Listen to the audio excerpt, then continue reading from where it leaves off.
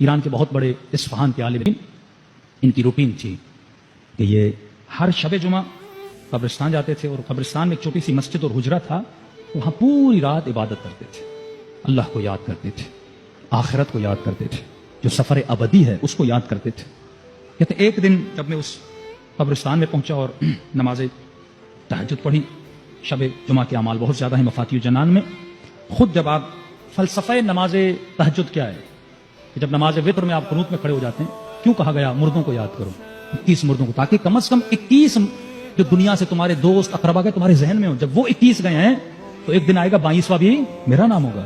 آج میں ان کو یاد کر رہا ہوں، ایک دن ایک مومن آئے گا اپنی نماز کے قنوت میں مجھے بھی یاد کرے گا۔ پر میں اگر انبیاء کی صفوں میں شامل ہونا ہے، اگر ہمراہ اور ہمسائے انبیاء بننا ہے، تو عادت بنا دو اپنی نماز عشاء اور نماز مغرب کے درمیان 2 رکعت نماز وحشت قبر پڑھا کرو، کسی نہ کسی مومن کے لیے۔ اے خدا، دنیا میں کہیں پر بھی کوئی علی والا گزر گیا ہے، میں 2 رکعت نماز وحشت قبر پڑھتا ہوں، ایک دن یہ وحشت قبر میرے اوپر بھی تو آئے گی نا، ایک دن مجھے بھی تو لیٹا کر چلا جائیں گے نا، تو یقیناً کوئی نہ کوئی پھر آپ کے لیے بھی کیا کرے گا، نماز وحشت قبر پڑھے گا۔ تو فلسفہ نماز تہجد یہی ہے۔ کہتا میں رات کو نماز تہجد پڑھ رہا تھا، اسی دن رات کو ایک مردے کو لایا گیا، تو اسی مسجد کے ساتھ ہی غسل خانہ تھا، وہ جو مردہ شور تھا مردوں کو دھونے والا، اس نے دھویا، مردہ میرے سامنے رکھا اور اس کو کفن باندھ رہا تھا، میں اپنی نماز میں مشغول تھا۔ کہتا یہاں میں نے نماز ختم کر کے سجدے میں گیا تو مجھے عجیب چیخوں کی آواز آئی، آہ و بکا کی آواز،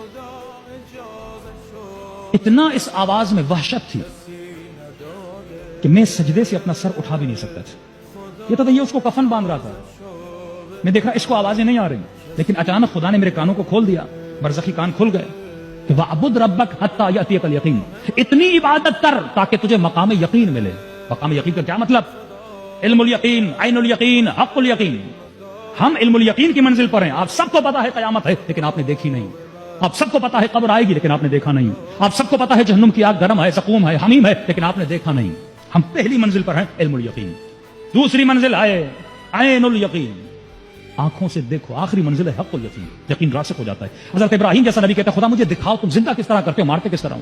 تو جب انسان دیکھتا ہے یقین راسخ ہو جاتا ہے، تو جو عبادت کثرت سے کرتا ہے یقیناً خدا خواب کے ذریعے سے کسی نہ کسی منظر کے ذریعے سے اسے یقین دلاتا ہے۔ اب جب یقین آتا ہے اس کے عمل میں حد سے زیادہ مضبوطی آ جاتی ہے۔ کہتا میں نے نماز پڑھی، وہ کفن باندھ رہا ہے بڑی نرمی سے، اسے پتہ نہیں لگ رہا، لیکن یہ آوازیں میری کانوں تک آ رہی تھی، وحشت بھری آوازیں، درد بھری آوازیں، گویا کسی پہ عذاب کیا جا رہا ہو اور وہ بندہ خدا چیخ رہا تھا۔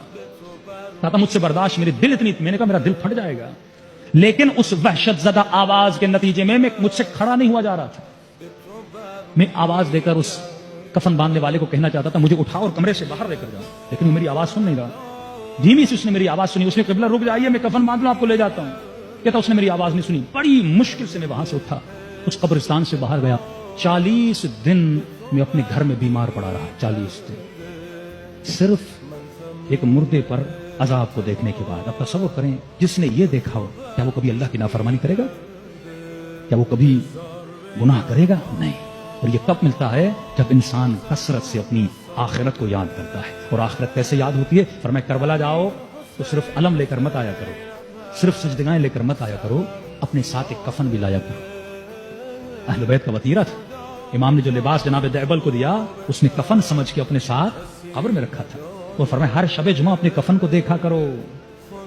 عالم دین تھا، 2 دوست تھے آپس میں، ایک عالم تھا دنیا سے چلا گیا، خواب کے عالم میں دیکھا، کیا دیکھا کہ عالم ہے برزخ میں بیٹھا ہوا ہے، نعمتیں ساری ہیں، لیکن ایک بچھو ہے جو اس کو کاٹ رہا ہے۔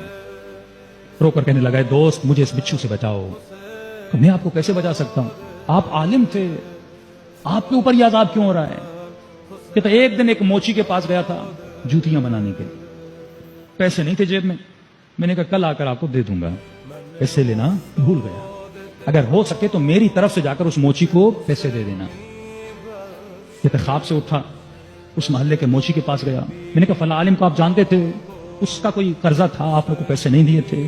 کہاں ایک دن آیا تھا، جوتی بنائی تھی، اس کے پیسے میرے پاس رہتے تھے، مجھے خبر ملی کہ وہ مر گیا ہے، میں اس کے بیٹے سے جا کے ملا، میں نے کہا بابا نے کوئی وصیت کی تھی کہ کس سے کیا لیا ہے اور کس سے نہیں لیا؟ کہ نہیں بابا نے کوئی وصیت نہیں کی۔ کہتا میں نے دل میں کہا یہ کیسا عالم ہے کہ لوگوں کا حق کھا کے بیٹھا ہے لیکن اس نے ایک وصیت بھی نہیں کی۔ 15 سال کے بعد بعض مراجع کے نزدیک وصیت لکھنا واجب ہے، بعض مراجع کے نزدیک اگر کسی کا حق کھایا ہے، کسی کا نہیں کھایا، لکھ لو تاکہ کل مر جاؤ تو کم از کم یادات ہو جائے۔ मोमिन ने कहा मौलाना मैंने लिख लिया है, मेरी इतनी कज़ा नमाजें हैं और मेरा बेटा दे दे। ईरान का वाकया है, मौलवी साहब ने वसीयत पढ़ी, उसमें लिखा हुआ था कि इतना मेरे बेटे का, इतना मेरी बेटी का, इतना गरीबों का, और आखिर में लिखा हुआ था कि मेरे बैंक में जो पैसे पड़े हैं उसमें से इतना अमाउंट मेरी कज़ा नमाजों के लिए है, मेरे कज़ा रोजों के लिए है, इसकी जारी मेरे मरने के बाद पढ़ाए जाए। मौलवी साहब ने बेटों को कहा भाई आपके बाप ने वसीयत की, उन्होंने कहा क़िबला साहब जब खुद नहीं पढ़ी तो हम क्यों पढ़ाएं, तुम मरने से पहले खुद अपना बंदोबस्त करके जाओ, औलाद के भरोसे पे खुद को मत छोड़ के जाओ, किसी मुतदय्यन आदमी को कुछ देकर जाओ, भाई मैं अगर मर जाऊं तो मेरे ये चीजें हैं, वाजिबात हैं, अदा करके जाओ। कुरान की आयत भी है, रज़ऊ बिल हयात दुनिया व अतमअू बिहा, कि जो दुनिया की हयात पे राजी हो गए और मुतमईन हो गए कि जो हो दुनिया में हम कर रहे हैं सब सही है, फरमाते हैं इनकी जज़ा जहन्नुम है। हाँ, लेकिन जो जिंदगी ऐसी गुजारे जैसी अली इब्न अबी तालिब ने गुजारी,